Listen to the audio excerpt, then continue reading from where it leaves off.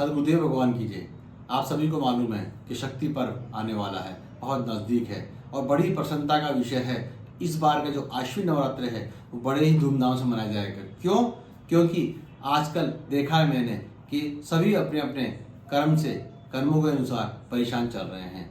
मैं कहना चाहूँगा कि आपके कर्म अगर कितने भी गंदे क्यों ना हो, लेकिन सतगुरुदेव के आशीर्वाद से अगर आप शक्ति संपन्न हो जाते हैं, यानी कि इन नवरात्रों में शक्ति साधना कर लेते हैं पाप को हटाते हुए कर्मों के द्वारा, तो आपके सभी कार्य पूर्ण होंगे ही होंगे।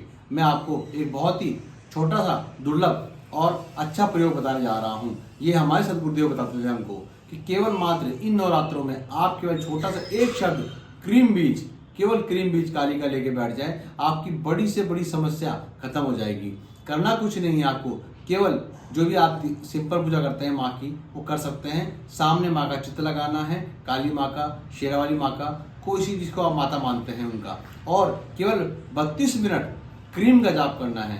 क्रीम क्रीम क्रीम, ये जब जाप करने लग जाएंगे आप, तो आपके सारे ही मनोरथ पूर्ण होंगे। ये मैंने भी किया है, आप भी कर सकते हैं। और एक बात और बताना चाहूँगा मैं, इन नवरात्रों के बाद जो दशहरा आता है उसमें हम सभी रावण का पुतला जरूर जलाते हैं। क्यों जलाते हैं? इसके पीछे लोग एक ही बात कहते हैं कि रावण इस दिन आत्मा हटी थी और रावण को राम ने मारा था, इसलिए हम उसकी याद में कहते हैं। गलत। अब मैं कह रहा हूँ जोधपुर में रावण को नहीं जलाया जाता। क्यों नहीं जलाया जाता? क्योंकि वो वहाँ का जवाई था। साउथ में रावण को बहुत ही विद्यावान मानते हैं। वास्तव में क्या रावण गलत था? इसका अभी तक लोग बाग बता नहीं पा रहे हैं। मैं जहाँ तक समझता हूँ रावण के पास जो विद्याएं थी वो आज तक शायद किसी के पास नहीं थी, ना भूतो ना भविष्य थी।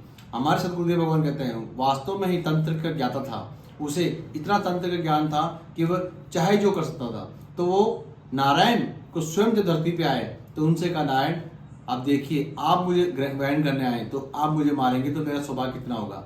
तो आप देखिए रावण ने पहले अपने पूरे परिवार को राम के हाथ मरवाया। क्यों? इसका बहुत बड़ा कारण था। वो जानता था जब स्वयं नारायण हमें मारेंगे तो उनकी आत्माएं राम के हृदय में विराजमान हो जाएंगी और वापस जन्म नहीं लेंगी। तो कितना बड़ा कारण था, कितना विद्यावान था। तो हम क्यों चाहते हैं रावण के पुतले को? जरा सोचिएगा। और इन नवरात्रों में आप 9 दिन तक बहुत सी छोटे छोटे कार्य हैं वो आप सिद्ध कर सकते हैं, मनोकामनाएं पूर्ण कर सकते हैं, अपनी बीमारी मिटा सकते हैं। इन नवरात्र शक्ति पर्व कहलाते हैं।